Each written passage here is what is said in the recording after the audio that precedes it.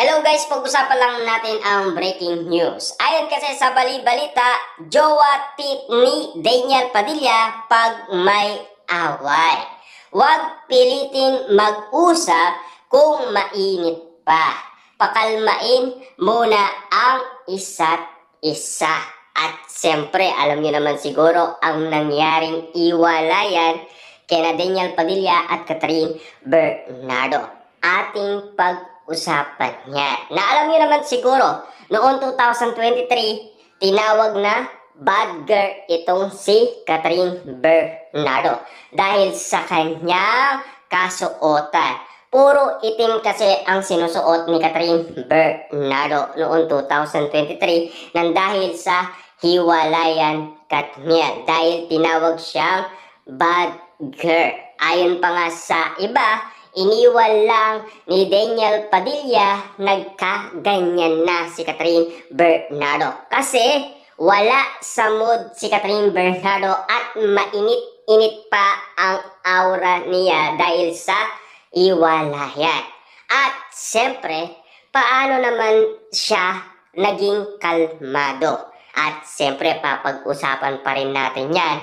Unang-una, ayon kasi kay Ogie Diaz, Alden Richard, madalas daw sa bahay ni Catherine Bernardo. Siya kasi ang nakatulong para maging kalmado si Catherine Bernardo. Para nga naman kasi mabilis siyang maka-move on. Naka-move on nga ba si Catherine Bernardo at naging kalmado? At siyempre, nang dahil kalmado na itong si Catherine Bernardo, gumawa na ng paraan itong si Daniel Padilla. At anong klaseng paraan?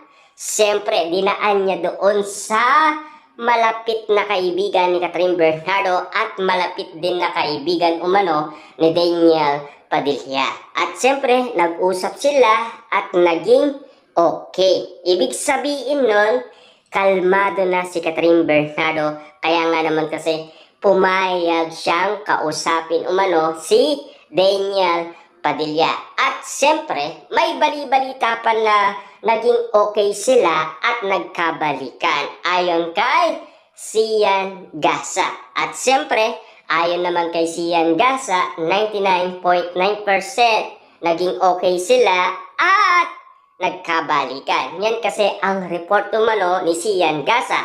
Kaso nga lang, ang mga netizens at mga Delulu fans, tinatanong umano si Ogie Diaz. Bakit nga ba tinatanong si Ogie Diaz? Kasi ganito yan. Si Ogie Diaz kasi ang nag-announce ng iwalayan niya. At siyempre, siya rin daw ang mag-aayos kung nagkabalikan sina Daniel Padilla at Catherine Bernardo. Kung makatotohanan nga ba ang bali-balita ni Sian Gasa. At siyempre, ayon sa bali-balita ni Ogie Diaz, hindi niya alam kung nagkabalikan. Ang alam niya lang, nag-usap sina Daniel Padilla at Catherine Bernardo. At siyempre, alam niyo naman siguro, ayon sa bali-balita, si Daniel Padilla ay paikot-ikot sa nasabing subdivision kung saan nakatira si Catherine Bernardo. Na alam niyo naman siguro, karagdagan bali-balita, nang dahil nga naman kasi gustong makipagbalikan ni Catherine Bernardo kay Daniel Padilla, tutol ang pamilyang Bernardo. At siyempre, nawala na naman sa mood si Catherine Bernardo. Bakit nga ba? Kasi tutol ang pamilya Bernardo para bumalik si Catherine Bernardo kay Daniel Padilla. Ano ang ginawa ni Catherine Bernardo? Bakit nga ba siya nawala sa mood at iba ang aura niya? Siyempre, kinausap niya si Mayor Mark Alcala. Yan na kasi ang tunay na balita. Kung bakit nga naman kasi nag-away ang pamilyang Bernardo at si Catherine Bernardo. Dahil nabalitaan nyo naman siguro yan. At lalong-lalo na, mas pinili pa umano ni Catherine Bernardo si Mayor Mark Alcala kesa sa matalik niyang kaibigan. Ayon sa bali-balita. Pero umuusok na ang balita. Kasi kalmado na si Daniel Padilla. Bakit nga ba kalmado na si Daniel Padilla? Kasi nagpasabog na ang management ng ABS-CBN para ipaglapit na sina Daniel Padilla at Catherine Bernardo. Ang tanong, pumayag nga ba sina Catherine Bernardo at Daniel Padilla na magkaroon ng tambalan? Yes, kasi si Daniel Padilla, matagal niya nang inalok kumano si Catherine Bernardo. Noong 2025 pa ay nag-agree na si Catherine Bernardo at pumirma na ng collaboration project para sa After Forever na movie. At lalong-lalo na, siyempre, naglalaylo na si Daniel Padilla sa pagiging artista. Bakit nga ba? Kasi gusto niya nang magkaroon ng pamilya. Kasi uunain muna ni Daniel Padilla ang pagkakaroon ng pamilya kaysa sa pagiging artista. At magpo-focus muna sa negosyo at pag-aaralan muna niya. Kasi yan ang balak ni Daniel Padilla para nga naman kasi masanay siya sa negosyo. Yan ang isang Daniel Padilla. At ano naman ang nababalitaan natin patungkol umano kay Catherine Bernardo? Bakit nga ba siya naglalaylo bilang artista? Bakit ang usap-usapan ay gaya-gaya itong dalawang ito na kinukumpara ang bawat isa sa kanila ayon sa bali-balita?